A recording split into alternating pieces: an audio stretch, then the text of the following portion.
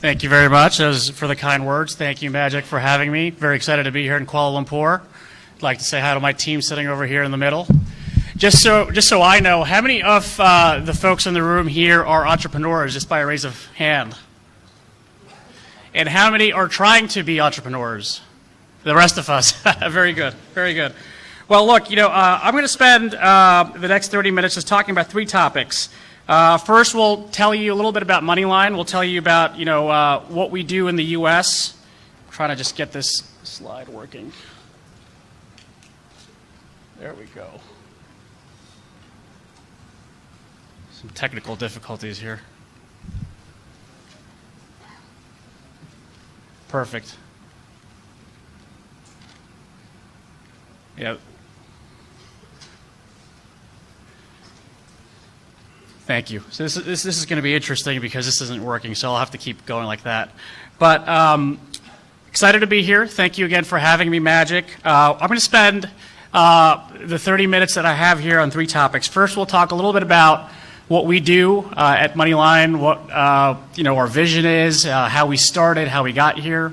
Then I'll take a pause and really talking about sort of the key ingredients needed to build disruptive companies, what entrepreneurs should be thinking about as they get started, and really, how do you really evaluate opportunities before they become successful businesses?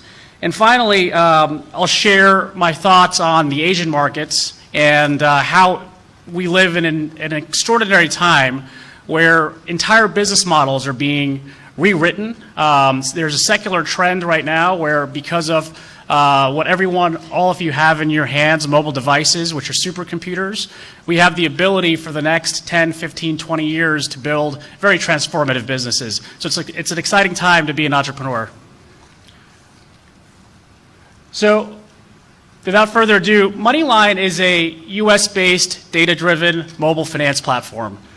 We believe we're in one of the largest secular trends that the world's ever seen in terms of redefining what we know as banking, really.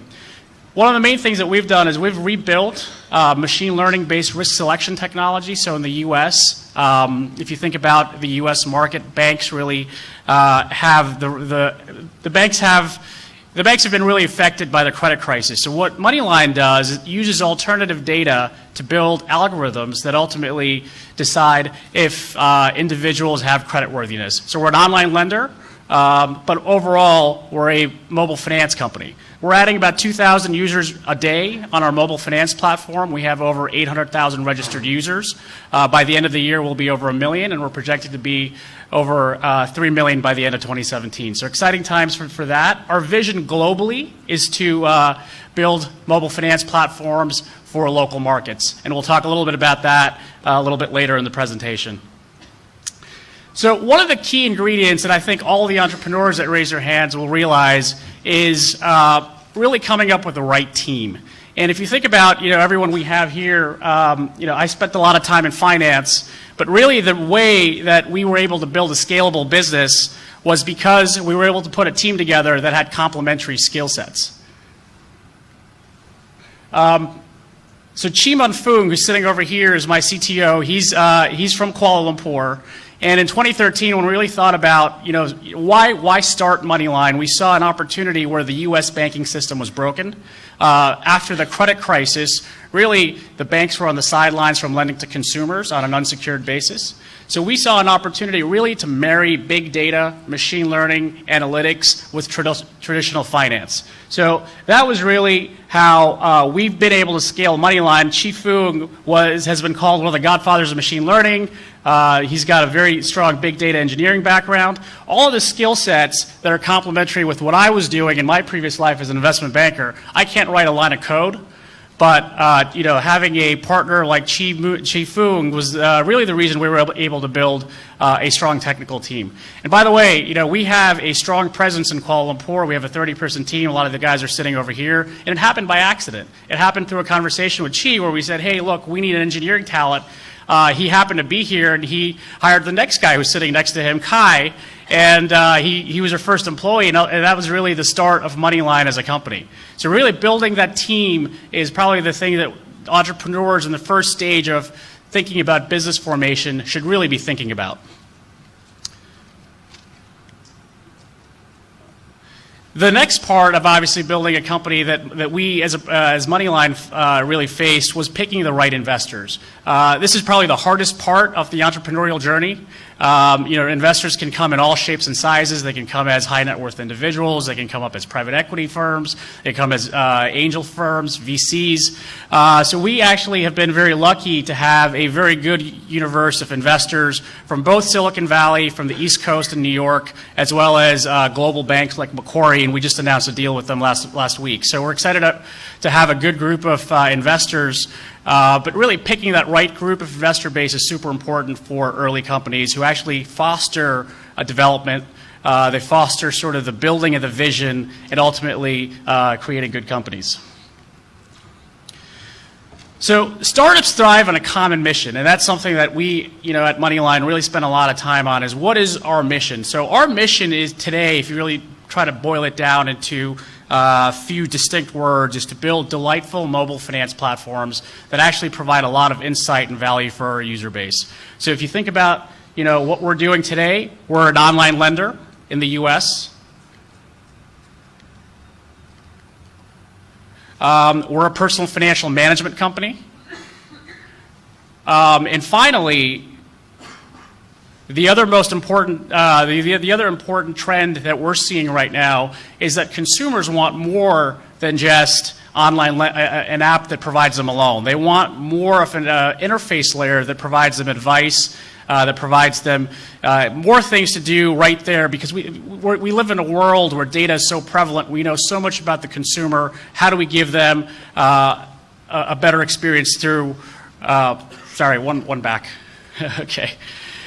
So the mission at Moneyline continues to be holistic financial wellness tools that improve the lives of our customers. So we started off with building a platform that provides artificial intelligence what-if scenarios. So you link your bank accounts to Moneyline. We'll tell you really what's the next best financial product you should consume. If it happens to be a loan, great. If it happens to be an auto loan, great. If it happens to be a mortgage, great. So again, the reason these technologies really interact with each other is because of that data layer that exists. So this is an example of a wealth platform that we've built in the United States. When someone links their bank accounts, we'll actually tell you that, hey, John, you're 35 years old. Here's a probability of you retiring at age 63. Now, this is super exciting for us because now we're able to use machine learning and parallel processing techniques to come up with very sophisticated analysis that in the past was limited to private bankers, was limited to people who had a lot of money. So the democratization of personal finance is happening before our eyes, and this is just but one example of the very informative tools that we can build for the masses using the technology, using the technology platform that we've created so far. One more. Okay, perfect. So the reasons, ultimately startups thrive on a common mission, and they also have to thrive on creating products that simplify the lives of our users. So one of the things that we did at Moneyline was we made taking a loan, which is a process. Marketplace lending is big in the U.S. right now, but really we took it one step further. Our processes are 100% online. People can get loans from us from $500 to $35,000 in 5 minutes, funded in 15 minutes.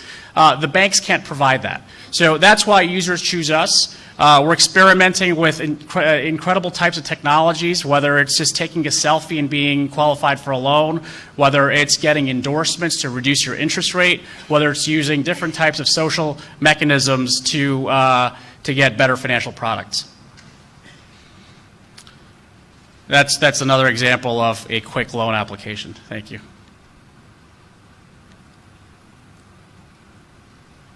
So once you've nailed the vision, the next part of the presentation is talking about really how do you bring that vision into reality, and how do you compete with incumbent companies. So to do that, we built a platform that's best-in-class analytics. Analytics really allows you to take a step function change from being a small company with 10, 15, 20, 30 employees to really competing with the Citibanks, the JP Morgans, and the Wells Fargos of the world.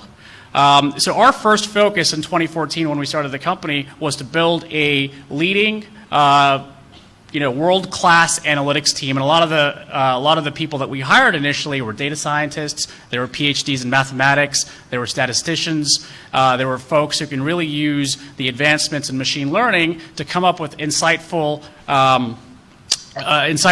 behavior that gave us that sub-function change to be able to compete with banks. In doing that, what we ended up doing was we built one of the most sophisticated machine learning-based analytics platform that the United States lending industry has seen. So what does that really mean?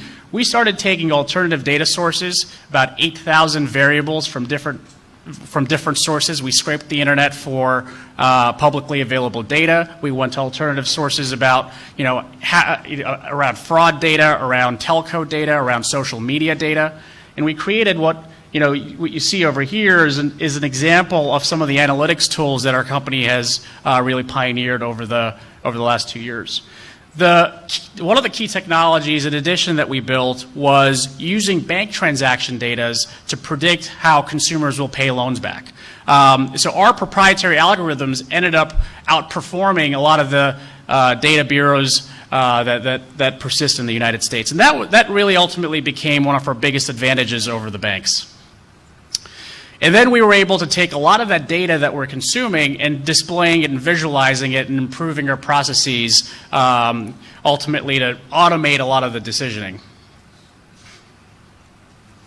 So consumers don't really care about fancy analytics. They don't necessarily care that you've got a team of 30 data scientists and 10 PhDs. What they really care about is it a delightful user experience? Am I actually do I have a problem that's being solved by a mobile app, by a web app, or by this new startup who's got a lot less credibility in the market, a lot less name recognition, a lot less brand value than a Citibank or a Wells Fargo or JP Morgan Chase. In the markets here, the examples would be CIMB, Maybank, and others. So to do that, the next phase in our development at Moneyline really was, okay, we've built a good analytics team. How do we build a world-class product team that's now able to take that fancy analytics engine and make it into a delightful user experience? So product design and user experience were the second pillars of how we really evolved Moneyline into more of a scalability. And a lot of this is really components of financial wellness for our users. We looked at how communities were interacting with each other, why people were taking loans from certain vendors or others, and we saw that by improving by empathizing with our consumers, by empowering our consumers, we ended up actually building more value for our platform than by just having a transactional relationship where we're giving them a loan. So one of the novel things that we did, and when Chiman and I started the company, one of the first experiments we did was we created a website and we said, hey, consumer, if you link your Facebook account, we'll reduce your interest rate on a loan by 50%. And we saw that 90% of the people were linking their Facebook accounts. We were told by investors, oh, no one's going to link their Facebook account and give you access to their Facebook data for a loan transaction. But here we were completely changing the dynamics because there was a monetary barter there. They were paying us with data, with their social collateral and their social capital for a lower interest rate. And we actually used that into building a endorsements platform that now is super successful, where people, by just increasing their social network, can get decreased interest rates. So think about it. So we took what used to be going to the bank, wearing your best suit and we're putting on a tie in the United States, combing your hair and letting the banker make a visceral judgment on your credit quality, to letting your social capital determine your interest rate. So that was one of the ways we tried to introduce virality into an otherwise unviral human action. And we saw a lot of success in doing that. So this is an example of a marketing page, and we'll talk a little bit more about how those network effects ultimately drive competition and drive differentiation in the marketplace. The other thing we did was, in a world where we live, where consumers are empowered, we started rewarding every single consumer action. So good financial habits started to get rewarded. And behind this, because we had spent so much resources on building out an analytics team and a group of very smart data scientists, we started incorporating a lot of those learnings into nudges, into alerts, into behavioral economics-based reward system. So we actually were able to have relationships with our consumer base using technology and actually changing human behavior in a way that it made us getting paid back more, the probability of us getting paid back higher, as well as giving back a lot of that rate reduction to consumers. So today we've rewarded our consumers with over $3 million of value from just points that they can go and redeem off the gift card on our mobile app. There's a social interaction level where you can gift points in the U.S. Ultimately, we'll bring those tools to the Asian markets, but right now they're limited to the U.S. So again, if you guys are familiar with PayPal or Venmo, we started incorporating some of those features in terms of how people were already interacting with their social communities into into a financial ecosystem. So the next part of building Moneyline was really building culture, and this is some of the soft skills. But really, if you think about the topic that I was asked to speak on was how did you disrupt the banks, or how were you able to compete with the banks? To do that, it all starts with building one of the best experiences and cultures for the folks that work for you. In pursuing that, we had to build a global team. The global team gave us many benefits. So I sit in the New York office. New York has a lot of finance and business development and investors. So that made a lot of sense for us, and I lived there in New York, so it made sense. San Francisco has a ton of Silicon Valley talent, marketing, analytics, data science. And then finally Kuala Lumpur, and I'd like to spend some time on here because 3 years ago, Fintech was very new in Kuala Lumpur, and we actually had a hard time hiring our first 10 guys. But over time, Kuala Lumpur has become an incredible hub for financial technology, for startups, and for a lot of folks that have studied abroad and have come back here and are looking for, high-tech jobs.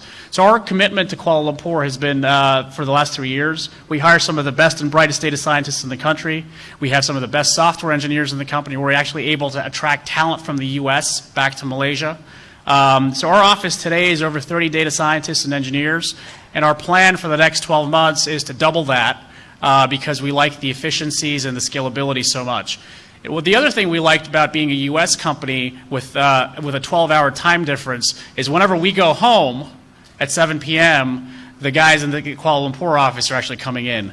So while the first phase was more data scientists and engineers, the next phase of our growth in Kuala Lumpur is actually around hiring more customer service representatives, more folks who man the chat bots, and who provide some support in U.S. hours as well. So great culture, again, 130 employees in 4 global offices. The guys will tell you that we have a work hard, play hard culture. Our goal really for our office in Kuala Lumpur is that engineers and data scientists that come in after a 2-year rotation program really leave with a world-class experience where they're full stack. If they've come in with an experience in only a certain part of technology, they actually leave with a very well-rounded global experience. So some of the key technologies we use at Moneyline, and other fintechs use this as well for those of us who are trying to recruit for these jobs. On the front end, we use Angular, we use React. React is what Facebook uses for their app. Angular is developed by Google. In the middle of the column, I'm not going to go. I'm going to exhaust my technical capabilities, so I'll keep it really minimal. But in the middle end, we're using some of the latest technologies in terms of workflow management. On the back end, we're a MongoDB house, Node.js, and then obviously for cloud computing, we rely on Amazon Web Services. So finding all of this talent in one place is very difficult. This goes back to my point that it made a lot of sense for Moneyline to really have 3 offices in 3 locations.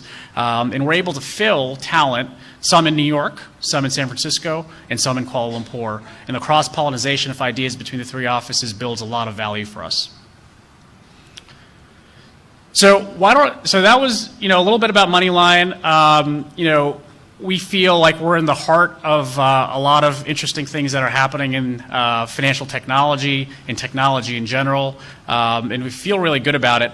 So the next topic I want to spend a little bit of time on is the evolution of financial technology, of fintech as it's called in the USA and globally. Fintech for the last 2 or 3 years has been a buzzword. Fintech generally has been around as a discipline for more than 20 years. Visa, MasterCard, PayPal are all part of financial technology in different parts. And we'll spend a little bit of time around what Fintech 1.0 was, what Fintech 2.0 was, and where we're going in terms of Fintech 3.0. So Fintech 1.0 was born out of the credit crisis in the United States. So pre-crisis, the U.S. had too many financial institutions. They had financial institutions that were charging consumers way too high fees, and they were hiding those fees. And thirdly, those banks and insurance companies and auto lenders and mortgage lenders were using very inefficient offline processes. So these were the pillars of how financial services looked pre-2008 and 2009. Post-2009, and if you really think about the world we live in today, the government forced consolidation in the United States. So that was a exogenous factor that drove a lot of the innovation. That also opened up the eyes for a lot of the venture capital community that said, hey, look, here's an opportunity to rewrite many business models that have existed for the last 30 years without disruption. Whenever laws change, it provides a breeding ground for new business models to come in, and that's what we really saw. The expensive and hidden fees became more transparent fees. The millennial generation got empowered. Everything went from offline to online, and everything went from really hard to get, you had to queue up to get XYZ product, to 3 clicks. We've had people here from Tinder, so right clicks, right swipes, left swipes. Everyone got used to really using mobile devices, from everything from dating to renting a car to getting a hotel room. And that's really the world we lived in. And financial services was no different. Everybody knows what happened to taxis, right? Right in our backyard in Kuala Lumpur, Uber and GrabCar have taken dominant market share from taxis. So the disruption really was from a step function change in technology that allowed waiting and queuing for taxis to go to 4 swipes or 4 clicks to get your Uber or GrabCar. Consumers were not empowered. On the left-hand side of the page, consumers became empowered, and a lot of really private taxis or limousines were democratized. So Uber says we're everyone's private driver. That started happening in many industries, and those were the secular tailwinds that was driving financial technology disruption as well. Everyone knows what happened to the hotel industry. Airbnb is now worth more than Marriott. In lending, where the industry that Moneyline plays in, the same thing happened. On the left-hand side of the page, you'll see a traditional lender in the United States in terms of a lot of the burdens that they have. They have a branch infrastructure. They have reserve requirements. They have regulatory overhead. They have to market to acquire customers. Underwriting, origination, and servicing are more on the back office. So what happened in fintech was, with the emergence of marketplace lending, with the emergence of a lot of the technologies that I just talked about, the cost of operating a bank went from 5 to 7% operating expense to 2% operating expense. The regulatory tailwinds, because you're not a bank now, the regulatory expense went effectively to 0. And that's what's been happening in many industries in the United States, and that's why it's so exciting right now to work in a lot of different types of startups, not just in financial technology, but in retail, and in healthcare, in ad tech. So the same secular tailwinds have persisted in all 4 of those industries. The other sort of secular driver in our experience that has caused disruption in financial technologies, again, mobile phones went from being what you see on the left-hand side in 2006 to what our app looks like in the U.S. on the right-hand side of the page. Android phones, iPhones, Xiaomi's, whatnot, are supercomputers, and we have them in our hands. And because of that, a lot of the technologies and a lot of the disruption that we've been talking about, that we've been seeing in front of our eyes, has been enabled. If you look at Facebook statistics, in Q4 2015, 823 million people were active users of Facebook. So what we've seen between 2008 and 2016 is a tenfold jump in monthly active users on mobile. And that secular driver is, again, affecting financial technology significantly. The banks just haven't been able to keep up. And the banks continue to have offline web-only applications. It takes 10 minutes to log in. It takes 20 minutes to log in. I was on a panel last week in New York with the head of product from Venmo, and he told me that one of the biggest drivers for Venmo from a product perspective was a feature where they just kept the user logged on for forever. From a bank's perspective, that's idiotic. It's not secure, it's not private. But what Venmo realized was that consumer sentiment was changing and consumer choice was changing. What they realized was consumers would rather give up a little bit of privacy, a little bit of security for the convenience of always being logged into their bank account. And those types of product innovations really have come about in the last 2 years. The other thing that we've seen really that's driven a lot of this is people have gotten very comfortable with sharing personal data to their social networks. Everyone knows how to use LinkedIn. Everyone knows how to use Twitter. Everyone's sharing their daily lives on Instagram. Everyone's Snapchatting. Facebook, obviously, we know what the statistics are. And that's really also driven people's desire to transact more on financial technology. So established businesses have started to get disrupted. Uber and GrabCar, everyone's personal driver. What we're trying to do with Moneyline really is for Moneyline to become everyone's private banker. And that's really the technology that we're building. This was actually a slide that Choubey put together, so I like how he framed it. As Moneyline is trying to become everyone's private banker, we're trying to use technology to provide a human touch. And as we all, as entrepreneurs, as we think about disrupting our respective industries, what we really need to think about is, how do we democratize a painful experience that consumers are having today or businesses are having today from a B2B standpoint, and giving a much higher level of service using the advancements in technology. And I think that's really what the exciting part is in building businesses today. Fintech has been, like I said, around for the last 15 years. These were the initial entrants in financial technology. PayPal democratized P2P payments. Capital One made it easier for middle-class Americans to get loans. Visa and MasterCard, we all know, are very strong, very strong credit card companies. Fintech 2.0,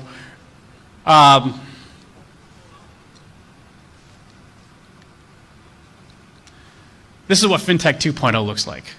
So the early entrants were completely, it was very hard to set up the early entrants. In 2010 onwards, because it became so easy to start up companies in the United States because of the help of cloud computing, because of Amazon, because of lowering costs of new startups and hiring folks, every part of the bank started to get attacked. So in the middle, we have a bank website. You guys will be familiar with it. CIMB and Maybank look similar. The bank provides you a credit card. The bank tries to give you a personal loan. The bank provides you an auto loan. Every part of that started to get attacked by upstart fintech companies in the United States. Personal loans, auto loans, student loans, and all of this was really a function of what we were seeing from the credit crisis, as well as advancements in mobile technology, and as well as changes in consumer behavior really on using mobile devices and technology to interact with the financial web. Going from Fintech 2.0 to Fintech 3.0 is actually the reverse phenomena. So what we're seeing now is Fintech 3.0 companies are rebundling the bank. So Fintech 1.0 is let me write you a loan. Fintech 2.0 is let me write you a loan in 15 minutes. And Fintech 3.0 is let me write you a loan, and because I have all of your information, because I know exactly when you go to Walmart, I know exactly when you go to McDonald's, I know how many burgers you eat, let's rebundle the bank and give you core banking features. Let's give you wealth management. Let's use our machine learning and analytics platform to say, hey, you've spent $10,000 more than you did last month. Consider taking a loan. Or, you're spending too much as a percentage of your earnings on Netflix, on Uber cars. Consider getting a cheaper car, or consider, taking the subway, and here's how much you'd save. The advancements in machine learning allow all of that, and that's why we're seeing a secular shift towards rebundling a lot of those scenarios for consumers. The other thing that the startups have seen in the US is that acquiring customers is very expensive. So once you've acquired customers, you want to keep them on with as many value propositions as possible. So taking all of those themes back to Moneyline, our algorithms have analyzed over $10 billion of spending. We've trained our models on over 100 million individual transactions. We have some customers with over 2 years of bank transaction history. So what this allows us to do is really allows us to contextualize financial wellness recommendations. And this is a trend that we're seeing a lot of our peers in the United States do as well. Take data from core transactions and use that to imply something else that gives the consumer value about other parts of their life. Here are 2 other examples of exactly how we use that data. Here are loan customers who've linked their bank accounts just to validate their bank accounts. Now we're telling them how to save more money, or we're telling them in the US how to improve their credit score. So these are not core ways we make money, but there are core ways that we engage our users. So if we have 1 million users and we're able to get percentage point increases in monthly active users, that's really valuable for us, because after giving them a loan, we're able to get them into an insurance quote, an auto quote, or a mortgage quote. And that's how you build valuable companies. We're able to use that data to really make tailored marketing decisions. So on Facebook, when we market to our consumers, every individual person is seeing an ad that's contextualized. Hey, John, consider improving your credit score by downloading the Moneyline app. Hey, Susan, we already know that you've taken a loan from us before. It's been 4 months, and we know that your bank balance has decreased. Here's a decreased interest rate on your loan. We're able to do that with all the retargeting techniques that Facebook provides us, with other platforms, as well as the data that we have ourselves. So in summary, some of the key trends that we see today in Fintech 3.0 and in technology generally, that companies are aggressively allocating resources to personalization of user experiences. So it's not just one size fits all. It's not just the same website for everybody. It's dynamic websites. It's dynamic mobile apps. Instead of saying, hey, consumer, it's hey, John, hey, Susan. Here are exact recommendations for you. We're also seeing that companies are continuing to invest in data analytics, and for the next 10 years, another trend that we're seeing is that companies are focusing more and more on automating inefficient processes that are offline. So, one of the big trends this year in the United States is chatbots, right? X.AI is effectively taking private assistants into a chatbot. Because Google has an open API, a lot of the other sort of tools that we use are on an open API infrastructure. Chatbots are able to integrate all of them together and create products that, again, take us from offline processes to online processes. So having talked a little bit about the secular tailwinds that are impacting startups and financial technology companies in the United States, I want to spend a little bit of time on what we have observed as a company, seeing hundreds of startups, competing with them, working with them as vendors and partners. The key ingredients for success in competing with and disrupting incumbents. Because when you're a startup, you're competing with the biggest companies out there. With a small balance sheet, we were competing with Chase and Citibank. With a very small funding, Uber was competing with a taxi industry that was in the hundreds of billions of dollars. Some of the observations that we've made transcend not just the United States, but Asian markets as well. So ASEAN and specifically Malaysia are ripe for fintech disruption. And that's the observation that we've made and that we're acting on. From a penetration perspective, from a density of bank branch perspective, we'll see that Malaysia and Asian countries will really bypass a lot of the investments that we've seen in Western societies from an infrastructure build-out perspective. Mobile first, everyone's going to have a mobile phone, everyone's going to have a powerful mobile phone. There's no need for a branch network. So that's really one of the things that we as entrepreneurs really need to embrace. We know that these companies are being built. The opportunity for a truly bankless times exists right now in Asia, more so than it does in Western societies, where existing proclivities still force a big part of the population to go to a branch bank.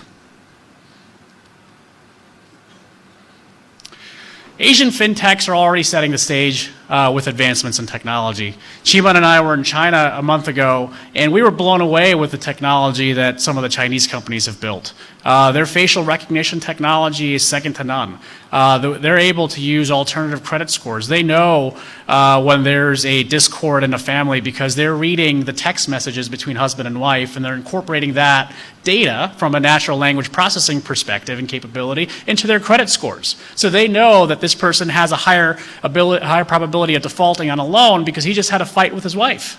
They're able to do all of that because consumer privacy laws are different in China. In the United States, I know these guys are dying to use that data to make certain predictions around that, but we just can't do that because there's laws around what data you can use for different things.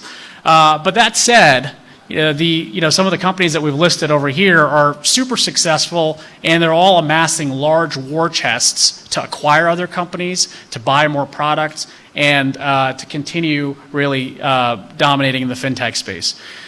The second point over the more advanced, so we actually find that the Asian fintechs are more advanced in removing UX friction. Because they have such large user bases, they're able to experiment much faster than we're able to experiment in the United States. So when I say, when I was presenting in China and we said we had 750,000 users, they laughed at us. They said that 10 cents got 700 million users, right? So that's just the scale difference between China and the United States, and Asia and the United States, or Asia and Europe is very different, and that creates a lot of excitement from our perspective that if we're able to tap into user demand and user needs and user empathy in Asia, the ability to grow large user bases is already pre-built into this economy, and that's exciting. Just on that point, today, Ant Financial is valued at $75 billion. That's more than the market cap of Goldman Sachs. They're going to be acquirers of businesses. Tencent is going to be acquirer of businesses. And that's happening not just in financial technology, but across technology sectors, ad sectors, healthcare in the US. Participating in this once-in-a-lifetime secular trend is exciting for us at Moneyline, and it should be exciting for all entrepreneurs who are involved in it. The investment environment for really investing in financial technology continues to be very strong. We saw a little bit of a hiccup this year as the markets in the US were coming up and down, but from our conversations and our involvement with the investor base, it's probably as robust as ever. Companies are getting funded at very big valuations because the opportunity is that big. Investors are seeing it, governments are seeing it. The fact that we have a few hundred people here is testament to the fact that a lot of people are focusing attention on how do we build companies for the next 10 years? How do we build the next General Motors? How do we build the next Coca-Cola? All of that is being done right now, and there are companies that are going to come out of Asia that haven't even been started that are going to be worth unicorn level valuations very quickly. So we see no stopping in that in the next 2 to 3 years to come. So how do you succeed in fintech or any technology-enabled startup? And this is, a slide from, one of our VCs who ask these questions of us all the time, and I'll share it with you. The first one obviously is easy. Does the company have a mission? Does it have a vision? Does it have a product market fit? As you guys evaluate your entrepreneurial activities, your startups, those are important questions to have very good and crisp answers for. The second one is more, tactical than it is strategic. You have to have the right people. You have to make sure that you have subject matter expertise in technology, in data science. The third pillar is around your customer acquisition model. Are you able to acquire customers cheaply enough for your business model to make money? And that's really important as well. And then finally, operations. Are you able to remove inefficiencies in your process of making money by the use of technology? And that's where the conversation I was having earlier about chatbots really makes a lot of sense from companies that we're seeing in the U.S. So to borrow from Peter Thiel, competition is for losers. to be successful as a startup, you have to really be thinking about, how do I innovate to become a monopoly, right? In a competitive market, Economics 101 will tell us that in the long run, in a competitive economy, no one really makes money. The opposite of that is in a monopolistic environment, monopolies make money because they're the only ones. So you want to innovate to become a monopoly. You don't want to be opening just another restaurant. You actually want to be innovating to create a pill that removes the requirement for anyone to ever go to a restaurant because it makes you full by just eating that pill. And that's really one of the lessons that I have learned as an entrepreneur is creating another restaurant doesn't drive value. When you're trying to raise investment capital, folks are looking for, a big return on their investment. And what we've seen in the US at least is that all of the value for startups is in the terminal value, right? So if you're raising capital and you're just investing in user growth and user growth and user growth, that's okay. You don't have to be profitable in years 1 through 5 because you're building up that user growth that ultimately is so sticky that you can sell them multiple different products. Bringing that back to the Moneyline experience, we started writing loans and we started writing monodimensional loans, but what we did with that was we created a very large user base. And now we're in the process of giving them free analytic tools, free personal financial management tools, ultimately with the desire that because this consumer is coming back to us over and over again, they ultimately will come back to us for an insurance product, for an auto product, for savings for their kids. And that's really how we think about innovating to become a monopoly, and that's one of the things that we've liked. So with that, we're going to make an announcement here. Tomorrow we're going to be announcing the release for Moneyline Malaysia app. We're super excited to do that. So everything that we have in the US from a personal financial management perspective is now available in Malaysia. You can download our app in the App Store or on Android. And basically, this is one of the first apps in Malaysia that works cross financial institutions. You can link your credit card accounts, you can link your bank accounts, and our artificial intelligence algorithms will actually give you feedback on how you're spending your money relative to your peers, how much of your how much of your income is being spent on certain categories. This is really the start of building a platform and expanding into Asia broadly. And we're proud to announce that we'll be working with some local banks here, CIMB, Hong Leong, Maybank Public, and RHB Bank. And it's an exciting time for us in bringing an analytics platform that we spent a lot of time building for the US markets to Asian markets. Malaysia's first, and then ultimately into other ASEAN countries as well. So with that, thank you very much for your time. I hope this was productive, and happy to take any questions afterwards. Thank you so much, Diwakar. Thank you. Here, I will open the floor up for questions right about now, but due to time constraints, we only have, maybe we can take 1 or 2 questions from the floor. Does anyone have a question for Diwakar? Right in front here. And the gentleman at the back as well. Second row.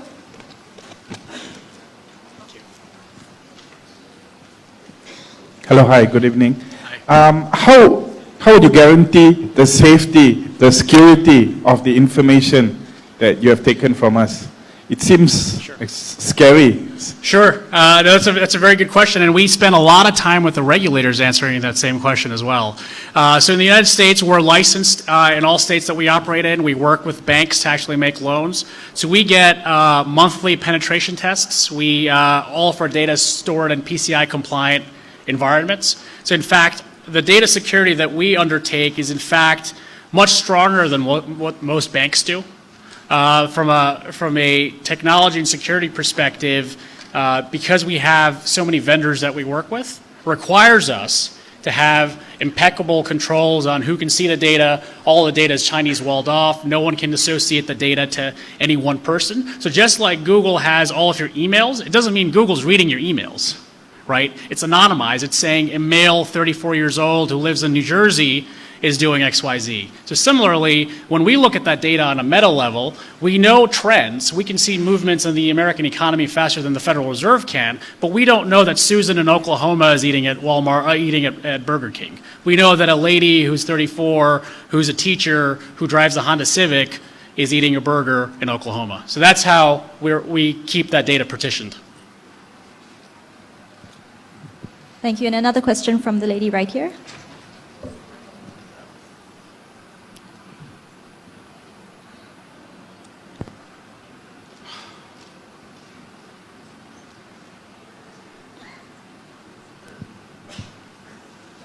Sure. Okay. Super helpful info. Thanks. Thank you. Quick question about chatbots. So, are there legitimate uses for them, or is the danger just overusage? So that's a very good question. So the way we think about chatbots is we're in a customer service business where half of our customers will forget their passwords, or they'll want to pay back their loans earlier than they're due, or they'd want to change the terms of their loans. So this actually requires us to have a 70-person call center in Salt Lake City. So as we go from originating the dollars of loans we originate today to 10x and 20x, it makes no sense for us to keep hiring 100 more people to do that, to make that stuff function change. So what we have seen is that consumers actually like self-help. So they actually can go to support.moneyline.com and actually interact. I want to pay off my loan early. And that interface layer is actually sitting on top of our database that's able to do that same interaction that the CSRs or the call center people are doing, just based on triggers from the consumer. So again, there's a lot of engineering behind that. It's very complicated engineering, and our guys are working very hard on that, and it's still fully not done. But it's certainly for limited use. It can't replace human beings altogether. For edge cases, chatbots won't work. And that's why X.AI is super interesting for scheduling meetings. But if you want anything that's complicated, you have to you have to do it yourself, or you have to get your assistant to do it. So again, it'll be a similar thing. For the middle 70% of the problems, they'll be helpful. And for the edge cases, you'll have very specialized resources to tackle the edge cases. Yep. Thank you. I was personally really excited to hear that you'll be launching the app in KL. You can count on me for a download. Thank you. A question from Facebook Live. This one comes from Abdul Rahman, and it's a little bit more on the personal side. He asks, what are some of your favorite go-to tools to keep an eye on things on the go when running a business? Sure. So from a news perspective, and I forgot to mention this in the presentation, is for entrepreneurs, the first thing I wake up in the morning is I read TechCrunch, I read Crunchbase, I read the New York Times daily blog, and really that gives you a pretty good idea of what's happening with your peers, what's happening with competing technologies, and there's similar examples in ASEAN that probably are good proxies. Great. Okay, and with that, I'd like to, thank you, Diwakar, again. Thank you very much. Thank you. And thank you once again for being here today. I hope we will see all of you again here tomorrow. Mentoring sessions are going to begin right now at Indonesia Room on level 2, which is going to be on my right-hand side if you exit through the door above there. Thank you very much, and see you tomorrow.